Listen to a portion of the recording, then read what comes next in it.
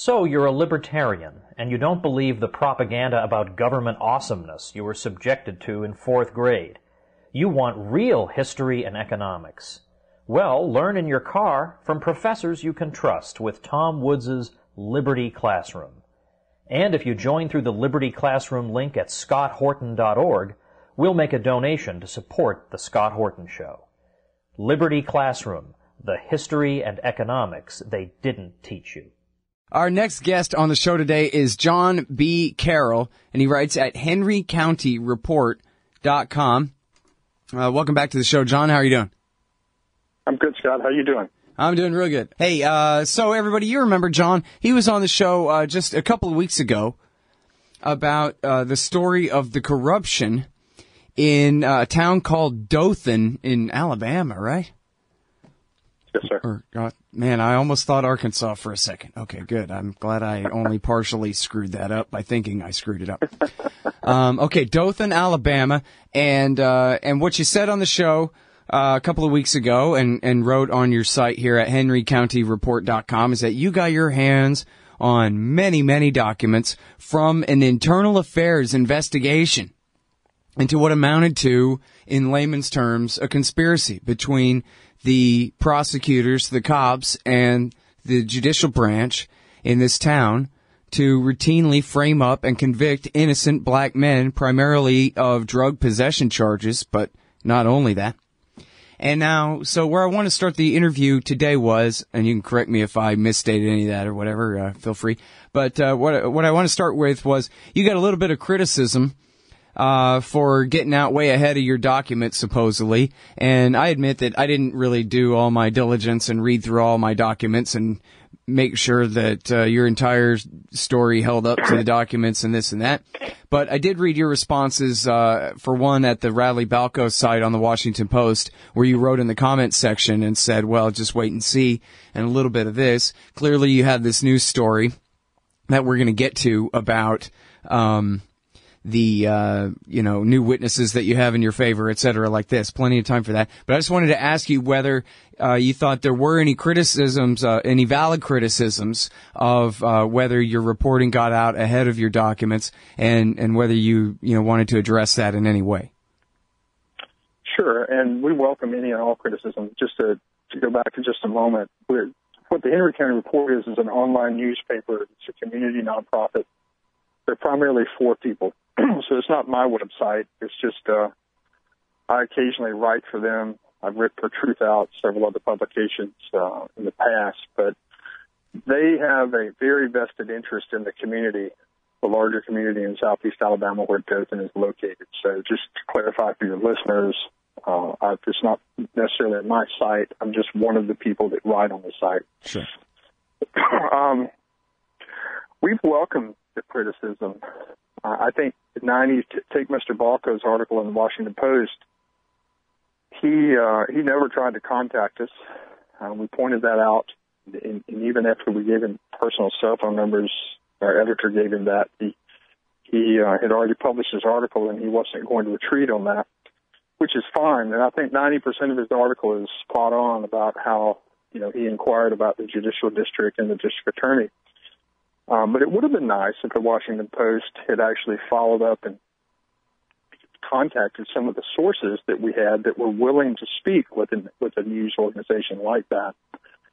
So he missed out on that opportunity.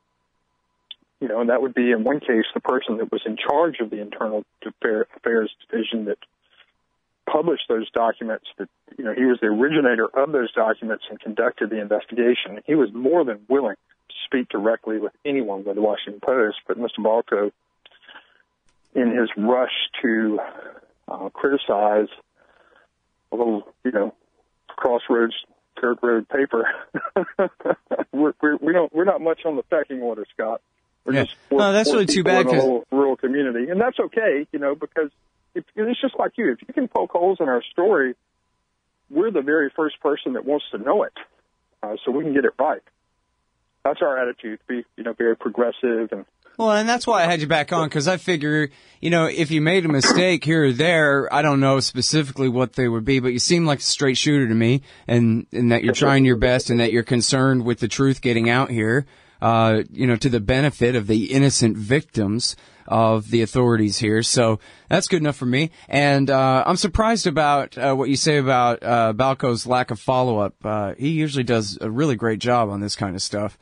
And so that's unfortunate to hear that. He's a great guy, great thinker. He maybe just really busy, and that's okay. One of the conflicts. Well, and as the story develops further, we'll see what happens. He might get right back to it. Right. One of the things that we were caught in a conflict with is honoring our word to our sources. One, we had to protect our identity because some of these sources are current police officers. Some are retired.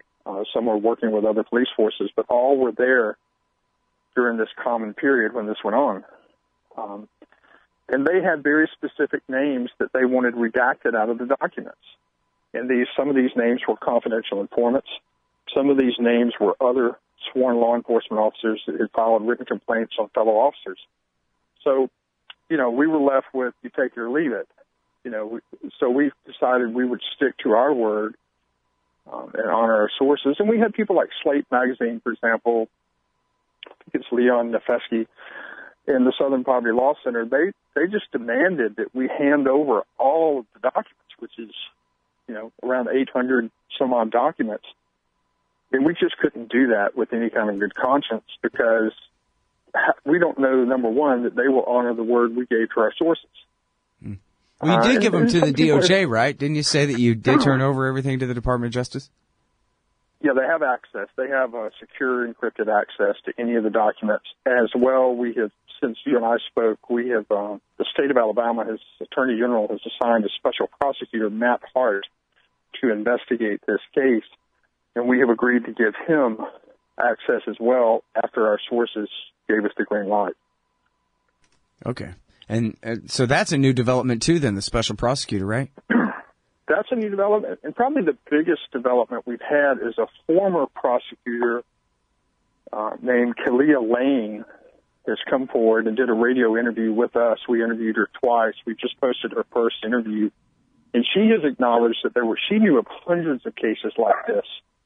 And she actually complained to the FBI and gave the local FBI office the name of the defendants, the name of the arresting officer, the circumstances to which they were complaining drugs were planted. And the FBI never once investigated any of the cases, the complaints against the Dothan Police Department. So that's big in our favor that we have Ms. Lane has actually also served as assistant district attorney in Macon County to the north of here. So very credible person, solid member of the bar, worked both sides of the fence as a prosecutor and as a defense attorney. And she says, look, this has been going on for years. And she also confirmed she has a current case pending where a young man has been placed in an ant bed to torture him. And this corroborates what these witnesses and victims and former police officers all say.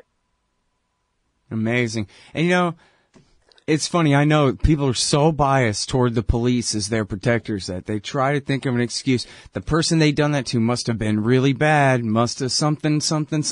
But just think about if that's somebody that you care about. The fact that they were torturing them with fire ants would tend to me to indicate that we should more than presume the guy was innocent, if that's what they had to do to get him to so-called confess. And just think about, that's your cousin, your nephew, your brother, somebody that you care about, that's what the cops do to him. I mean, that absolutely is torture. And that absolutely is, hang on right there, we're about to have to take this break. But, I wanted to just say real quick at the break, this story about Kalia Lane, I mean, this ought to be, the biggest national news all across this country right now, that they got an assistant district attorney coming forward with major verifications here. Hang tight on the line, John. We'll be right back, everybody. It's Jon B. Carroll, writing at henrycountyreport.com. Hey, y'all, guess what? You can now order transcripts of any interview I've done for the incredibly reasonable price of $2.50 each. Listen, finding a good transcriptionist is near impossible, but I've got one now. Just go to scotthorton.org/transcripts, enter the name and date of the interview you want written up, click the PayPal button, and I'll have it in your email in 72 hours max. You don't need a PayPal account to do this. Man, I'm really going to have to learn how to talk more good. That's scotthorton.org/transcripts. Hey, Scott Horton here to tell you about this great new ebook by longtime Future Freedom author Scott McPherson. freedom and security, the Second Amendment and the right to keep and bear arms. This is the definitive principled case in favor of gun rights and against gun control. America is exceptional. Here the people come first, and we refuse to allow the state a monopoly on firearms. Our liberty depends on it. Get Scott McPherson's Freedom and Security, the Second Amendment and the right to keep and bear arms on Kindle at Amazon.com today. All right, y'all, welcome back to the show. I'm Scott Horton. It's my show, The Scott Horton Show. Talking with Jon B. Carroll. And he's writing at henrycountyreport.com. They're in Alabama. And a huge developing story about a multiple-member conspiracy among the police, the prosecutors, and the judges. This conveyor belt of innocent black men framed up, I think, mostly on drug possession charges. Right, John? That's right. And Scott, we had two other really big developments this past week that I want to make sure your listeners know.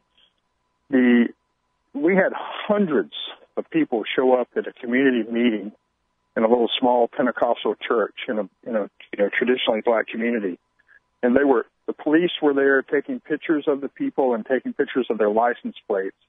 They then, the next few days, went to a city commission meeting and demanded the resignation of this police chief, where they were called black thugs in the local media.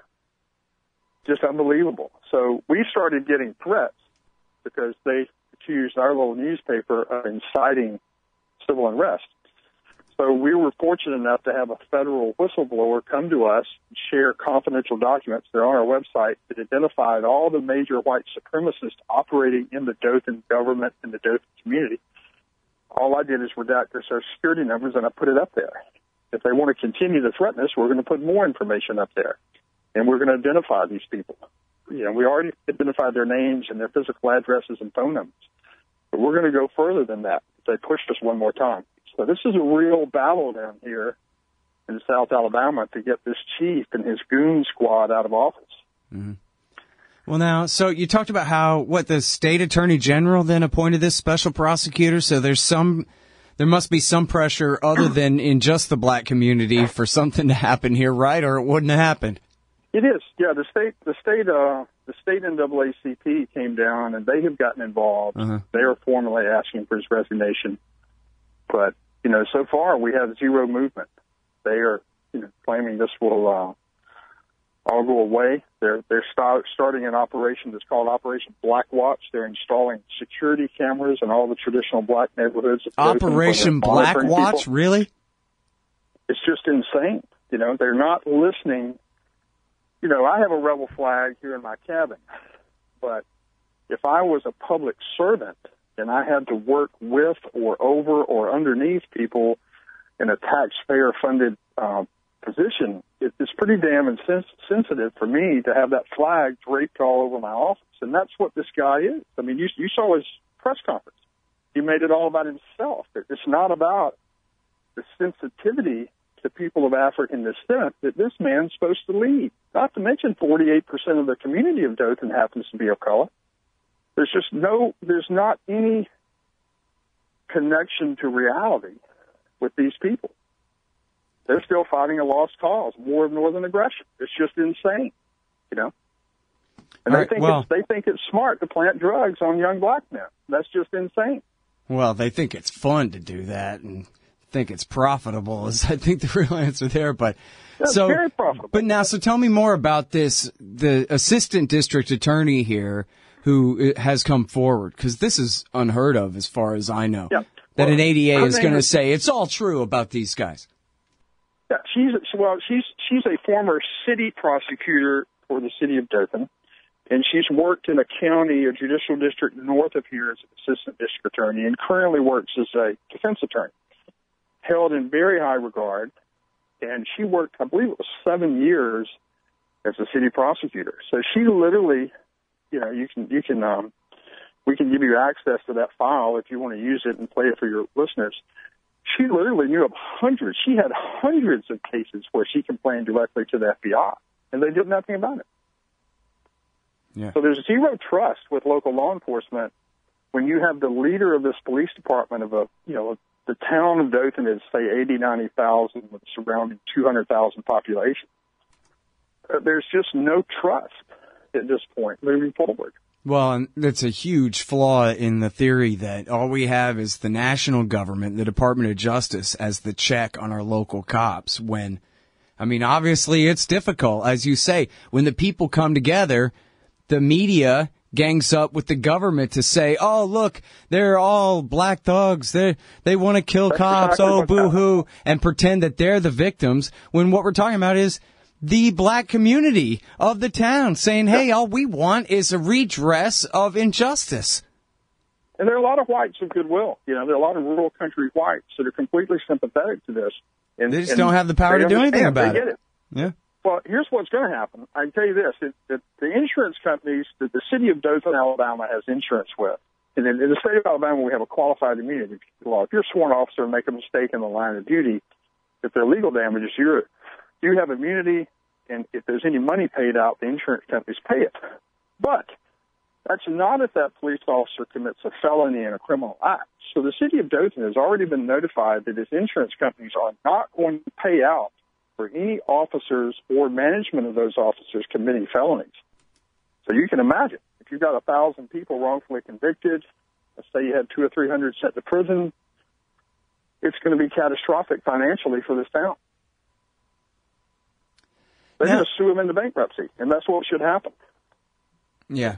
And so now at this point, you mentioned the state-level special prosecutor. What do the feds claim they're doing about this, if anything, at this point? They have not said anything. They are just, on the record, they have said nothing. I can't really discuss what they said off the record, but they are analyzing these documents, and they're interviewing people like Kelly Lane. Yeah. I mean, it's really something else to have her say that she knows of at least 50 cases that she knows of personally where allegations she said over 100. Over 100. Oh, well, in this article here, it says as many as 50 where narcotics were planted. Maybe that was a more specific. That was the original article with just one officer. He had 50 drug arrests pending with the court when he was, when he resigned under pressure. Yeah. Well, it seems like if she's going to complain to the DOJ all that time, why didn't she just ask the a state judge for a warrant for the arrest of these guys and just prosecute them herself? I think in South Alabama that would be a death sentence for her. Yeah, she would probably have to wear a helmet around anyway. Well, I just don't think that's feasible with the political climate. I don't mean that physical death sentence, but career-wise, she went to the FBI, And when the FBI does nothing, we published, I emailed you a link a little while ago, and that'll be live later today, but you have a private link to it. You can read letter after letter after letter by sworn police officers writing to the U.S. Attorney General all the way down to the State Attorney General and the U.S. Attorney, saying they're cover-ups, this is what's going on. No one ever came to help these guys. Yeah. Well, tell me when that it's okay to tweet that out, and I'll go ahead and tweet that out. I have the page right here, full of documents. So, all right. Thanks very much, John. Appreciate your great journalism here. Thank you, Scott. That's Jon B. Carroll. He writes at henrycountyreport.com. And, yeah, he's got the documents he claims to have here. I got them. Hey, y'all. Scott Horton here for WallStreetWindow.com. Mike Swanson knows his stuff. He made a killing running his own hedge fund and always gets out of the stock market before the government-generated bubbles pop. Which is, by the way, what he's doing right now, selling all his stocks and betting on gold and commodities. Sign up at WallStreetWindow.com and get real-time updates from Mike on all his market moves. It's hard to know how to protect your savings and earn a good return in an economy like this. Mike Swanson can help. Follow along on paper and see for yourself. WallStreetWindow.com. Hey, y'all, Scott here for Samurai Tech Academy at MasterSamuraiTech.com. Modern appliance repair requires true technicians who can troubleshoot their high-tech electronics. If you're young and looking to make some real money, or you've been at it a while and just need to keep your skills up to date, Samurai Tech Academy teaches it all. And they'll also show you the business, how to own and run your own. Take a free sample course to see how easily you can learn appliance repair from MasterSamuraiTech.com. Use coupon code Scott Horton for 10% off any course or set of courses at MasterSamuraiTech.com. Don't you get sick of the Israel lobby trying to get us into more wars in the Middle East? Or always abusing Palestinians with your tax dollars? It once seemed like the lobby would always have full-spectrum dominance on the foreign policy discussion in D.C. But those days are over. The Council for the National Interest is the America Lobby, standing up and pushing back against the Israel lobby's undue influence on Capitol Hill. Go show some support at councilforthenationalinterest.org. That's councilforthenationalinterest.org.